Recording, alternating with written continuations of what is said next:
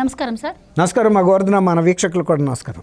వైసీపీకి ప్రతిపక్ష హోదా కూడా దక్కకుండా చిత్తుగా ఓడిపోయిన తర్వాత ముఖ్యంగా కొడాలి నాని మొన్నటి వరకు బయటికి రాలేదు.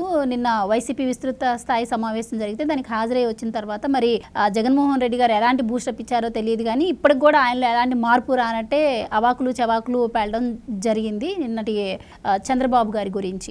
అయితే మరి ఏం చెప్పాడు చంద్రబాబు గారు? ప్రమాణ స్వీకారం చేసి 10 రోజులకు గడవక ముందే సూపర్ 6 గురించి అడుగుతున్నారు, అలాగే ఉద్యోగుల జీతాల గురించి కూడా ఆయన మాట్లాడారు. మరి ఆయన పరిపాలనలో ఉన్న రోజులు ఏం చేశారా అంటే దానికి సమాధానం లేదు ఆయన దగ్గర. సో ఆయన మళ్ళీ ఎన్నికల్లో మొన్న మధ్య కంటెస్ట్ చేసే ముందు కూడా యాత్రకి బయలుదేరినప్పుడు ఎవరైతే ఉన్నారో ఆడపడుచులకు హారతి ఇస్తే పళ్ళెంలో 500 రూపాయలు వేయడం చూసాం.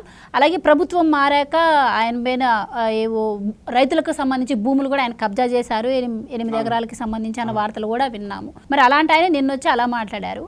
సో ఇంకొక విషయం ఏంటంటే ఈరోజు తెలిసింది, వాలంటీర్ల అంశం కూడా చాలా ఇష్యూ అయింది ఎన్నికలకు ముందు. అయితే కొంతమంది వాలంటీర్లు బలవంతంగా రాజీనామా చేశారు. అలా రాజీనామా చేయించిన వాళ్ళలో కొడాలి నాని ముందున్నారు. ఆయన చాలామంది వాలంటీర్లకు బెదిరించి బలవంతంగా రాజీనామా చేయించారు అని చెప్పి ఈరోజు వాళ్ళందరూ వెళ్ళి కూడా కంప్లైంట్ ఇచ్చిన పరిస్థితి. ఈ నేపథ్యంలోనే ఆయనపై కేసు నమోదైంది అని చెప్పి వార్తలు అయితే వస్తున్నాయి సార్. మరి ఎలా చూడొచ్చు అంటారు దీన్ని? ఇప్పుడు కొడాలి నాని అవాకులు చవాకులు మాత్రమే పేల్తాడమ్మా.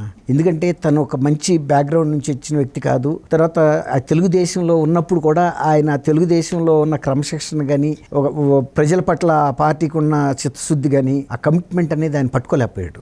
అందుకే ఆయన ఆ పార్టీ నుంచి వెళ్ళిపోయి ఎవరైతే ఆయనకి కంఫర్టబుల్గా ఉంటాడనుకున్నాడో వైఎస్ఆర్సీపీలో చేరాడు.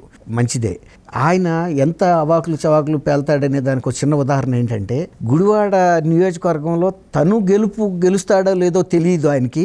ఇక్కడ ఓడిపోయిన వ్యక్తి కొన్ని 100 కిలోమీటర్ల దూరంలో ఉన్న కుప్పం ఓటర్లని ప్రభావితం చేసి నేను చంద్రబాబు నాయుడు గారిని ఓడిస్తాను అని అన్నాడంటే అది ఎంత దుస్సాహసం మనం అర్థం చేసుకోవచ్చు. కుప్పం ఎక్కడ, నీది గుడివాడ నియోజకవర్గం. అంతకుముందు అనేక సార్లు నువ్వు 5-6 సార్లు గెలుచున్నావు. నువ్వు ఆ నియోజకవర్గంలో గెలవలేని స్థితికి తెచ్చుకున్నావు నీ పరిస్థితిని. నువ్వెళ్ళి ప్రభావితం చేసి కుప్పంలో ప్రతి ఊర్లోనూ చంద్రబాబు నాయుడు గారు చేసిన మంచి పనులు కానీ ప్రతి రైతు ఆస్వాదిస్తున్నాడు. వాళ్ళు మంచి మంచి కమర్షియల్ క్రాప్స్ పండించుకుని అటు బెంగళూరు సిటీకి చెన్నైకి పంపించుకుని వాళ్ళ ఆర్థిక పరిస్థితి చాలా బ్రహ్మాండంగా ఉంది. ఎందుకంటే ఆయన ఇజ్రాయెల్ నుంచి తీసుకొచ్చిన టెక్నాలజీస్ని అవన్నీ కూడా ఉపయోగించుకున్నాడు.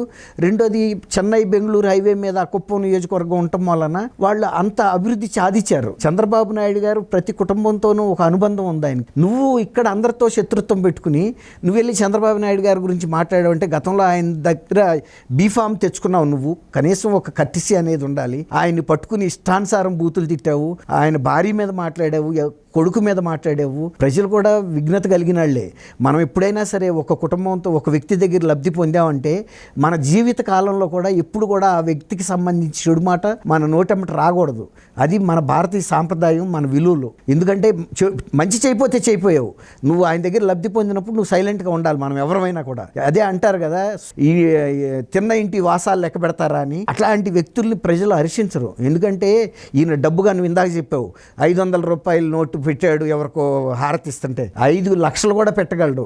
ఎందుకంటే ఆయన క్యాసినోస్ ఇవన్నీ కూడా నిర్వహించాడు. సివిల్ సప్లైస్ మినిస్టర్గా కూడా చాలా అవినీతికి పాల్పడినప్పుడు ఇక్కడ అవినీతి నిరోధక శాఖ వాళ్ళు హైదరాబాద్లో కూడా దాడులు చేశారు. డబ్బుగా ఆయనకి ఏం తక్కువ లేదు. సంస్కారం తక్కువైంది. ప్రజలతో మమేకమయ్యే తీరు తగ్గిపోయింది. ఆయనకు అహంభావం పెరిగిపోయింది. గతంలో మంచిగానే ఉండేవాడు ఎవరితో అయినా. ఇప్పుడు ఏంటంటే నాకు జగన్మోహన్ రెడ్డి గారు వచ్చాడు, జగన్మోహన్ రెడ్డి గారు వేవులో ఎవడైనా గెలుస్తాడు కాబట్టి నేను జనాలను పట్టించుకోవాల్సిన అవసరం లేదు, నేను ఏం చేసినా చెల్లుతుంది. కనీసం జగన్మోహన్ రెడ్డి గారు అయినా ఏమయ్యా క్యాసినో ఎక్కడో గోవాలోనో ఇంకా ఎక్కడెక్కడో దేశాల్లో ఉండే క్యాసినో తెచ్చి గుడివాడలో పెట్టావు. అంతకుముందు నేను కూడా కృష్ణా జిల్లా వాడిని. అప్పుడు మాకు పెద్ద వినోదం ఏంటంటే కోడిపందాలు. ఆ కోడిపందాల దగ్గర 50-100 రూపాయలు కాసుకునేవాళ్ళు. మేము అప్పుడు చిన్నపిల్లలం. అది అంతవరకే. ఇట్లాంటి ఆడపిల్లలను తెచ్చి నెకెడ్ డ్యాన్స్లు వేయించడం, రకరకాల ఇవి తీసుకురావటం ఆకర్షణలు, ఆ మత్తులో తర్వాత బార్లు పెట్టడం, ఆ మత్తులో విపరీతమైన డబ్బు నష్టపడటం, కుటుంబాలు చాలా చితికిపోయినాయి. ఆ ఒక 2-3 రోజులు ఆ పండగ రోజుల్లో నిర్వహించిన దానికి నియోజకవర్గంలో చాలామంది ఎఫెక్ట్ అయ్యారు. అది ఆయనకు తెలియదు. కాకపోతే ఈయన వ్యక్తిగతంగా లబ్ధి జరిగింది. అట్లా దాంతో ఆయన ఏం ఇప్పుడు చంద్రబాబు నాయుడు గారి మీద కూడా ఎట్లాంటి మాటలు మాట్లాడటానికి నిన్న ఈయన విస్తృత స్థాయి సమావేశానికి విస్తృత స్థాయిలో ప్రతినిధులు రాలా, వైఎస్ఆర్సీపీ నాయకులు రాలా. వాళ్ళందరూ కూడా వాళ్ళ దూరం వాళ్ళు మెయింటైన్ చేస్తున్నారు. ఎందుకంటే ఈ పార్టీ బతికి బట్ట కట్టలేదు. ఇక మనం జగన్మోహన్ రెడ్డి గారు గారిని 175కి 175 గెలుస్తా అని డాంబికాలు పలికాడు. మనం నమ్మి ప్రజల్లోకి వెళ్ళాము, మనం ఆర్థికంగాను దెబ్బతిన్నాము, ప్రజల ముందు అవమాన పాలయ్యాము. తర్వాత ఈయన పరిపాలనే చక్కగా లేనప్పుడు ఇక ఈ పార్టీ ఇంకా ఎక్కడ నిలబడే పరిస్థితి ఉంది అనే ఉద్దేశం మీద వాళ్ళు ఎవరు రాలా. ఇప్పుడు ఈయన ఈ విధమైన మాటలు చంద్రబాబు నాయుడు గారి మీద మాట్లాడటం, ఇవాళ ఆయన్ని నేను శాసనసభకి గేటు తాకనివ్వనన్నావు, అసలు నువ్వే వచ్చే పరిస్థితి లేదు. అలాగే చంద్రబాబు నాయుడు గారిని గెలిపించలేనన్నావు, ఆయన గెలిచాడు. నువ్వు మాట మీద నిలబడే వ్యక్తి అయితే ముద్రగడలాగా వెళ్ళి ఆ షూస్ తుడిచి ఆయనకి ఒక పాదసేవకుడిగా ఉండు, జనం అప్పుడు నమ్ముతారు మాట మీద నిలబడే మనిషి అని. నువ్వు గాలి మాటలు మాట్లాడతావు కానీ తీరా సమయం వచ్చేటప్పటికి పక్క తప్పుకి వెళ్ళిపోతాడనే ఒక భావనే అతని మీద, ఒక తక్కువ స్థాయి భావనే వచ్చేసింది. సో మరి అలాంటి వ్యక్తి మీద మరి అధికారం కోల్పోయాక కూడా నిన్న ఎంత మాట్లాడారంటే మీరు మా వెంట్రుకు కూడా బీకలేరు అన్నట్టు మాట్లాడటం జరిగింది. వెనకేం చూస్తే అన్ని అవినీతి ఆరోపణలు ఉన్నాయి. సరే అని చెప్పి మరి ప్రభుత్వం చర్య తీసుకునే లోపే ఆయన ఆగడం లేదు ఎక్కడా కూడా. మరి ఈ నేపథ్యంలోనే మొన్న వాలంటీర్లు కూడా మా పరిస్థితి ఏంటి అని వెళ్ళినప్పుడు అచ్చెన్నాయుడు గారు చెప్పింది ఏంటంటే, అవునమ్మా మీరు వద్దంటే రాజీనామా చేశారు కదా, మరి మిమ్మల్ని ఎవరైతే రాజీనామా చేయమని ఒత్తిడి తెచ్చారో వాళ్ళ మీద కంప్లైంట్ ఇవ్వండి, చర్యలు తీసుకుంటాము అని చెప్పడం జరిగింది. ఇందులో భాగంగానే మరి వాలంటీర్లు అందరూ కూడా ఆయన మీద కంప్లైంట్ ఇచ్చారు, కొడాలి నాని మీద.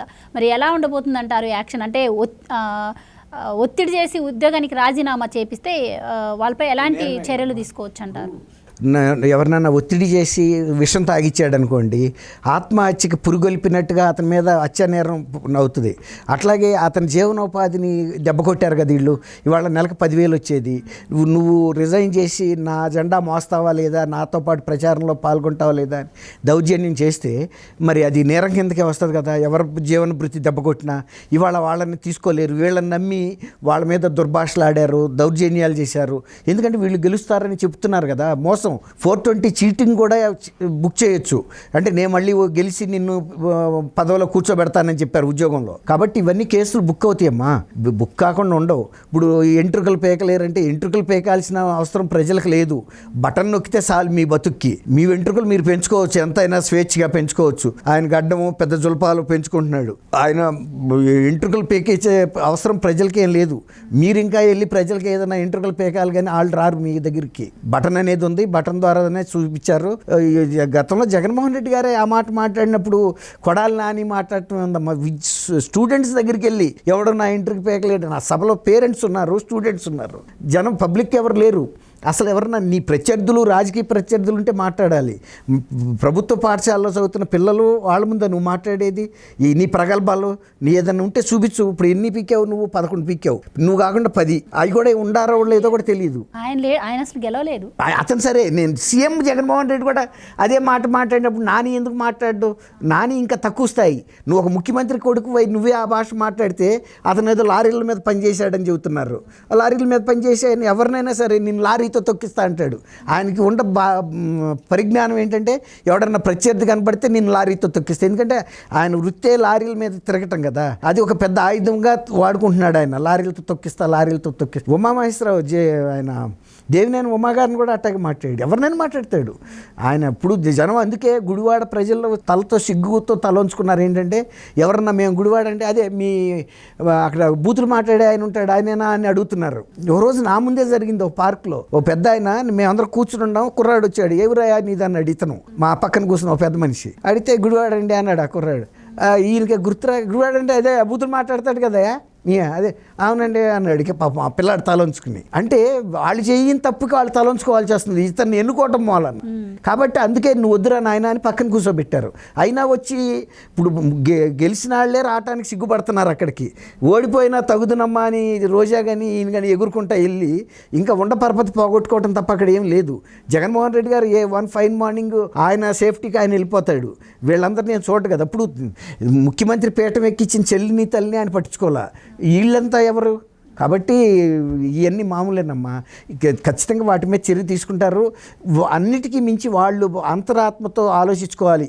ఇంతమంది వాలంటీర్ల వృత్తి మీద మనం దెబ్బ కొట్టాము అనేది వాళ్ళ అంతరాత్మలో వాళ్ళు పరిశీలన చేసుకోవాలి. కనీసం వాళ్ళకి ఏదైనా ప్రైవేట్గా అయినా ఏదైనా సహాయం చేయగలిగితే చేస్తే మంచిది. Right sir, thank you. Thank you అమ్మ గోవర్ధన, మన వీక్షకులు కూడా నమస్కారం.